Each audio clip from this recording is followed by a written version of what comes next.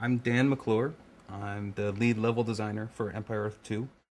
In each campaign, what we tried to do is create an arc of difficulty. So the novice player starts out and gets introduced to these things. The more hardcore player will be able to move through those quickly, but will be able to locate the new things that we've put into Empire Earth 2 at the same time and be able to master them very quickly in the more difficult scenarios.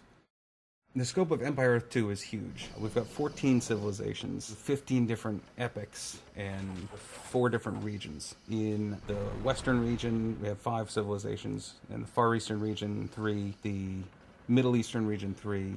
And the Mesoamerican region, we have 3 civilizations.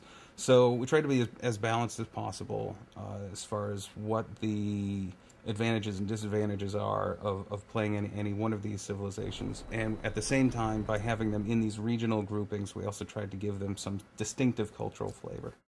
Of course, these are, distinct territories that can be traded with other players and conquered and developed. We've tied the concept of territories into population, resources, the kinds of buildings that you can build. We've also tied the scenario objectives into territories as well. So certain territories mean more than others. Basically created a new way of thinking about how to progress through a scenario. Turning points are where essentially we take a famous battle and we make it playable from either side for the player. A case in point is the Battle of Normandy, where you can play as the Allied forces invading, or you can play as the Germans and trying to obviously hold territory.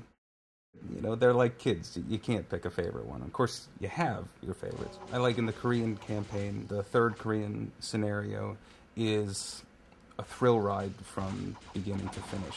I like actually the next to last scenario in the German campaign. And in the American campaign, I'd have to say it's the liberation of France against the Nazis in World War II, just because I'm a big World War II buff. Each civilization has, obviously, its own unique set of units. For instance, if you play the Germans, you'll have access to Teutonic Knights. The buildings in Empire Earth 2 are also regionally flavored. We tried to use some historic buildings as inspiration for our wonders. Each region has its own set of wonders that it can build. For instance, a Western civilization can build the Pentagon, and the Middle Eastern civilization can build the Sphinx. Rated T for Teen.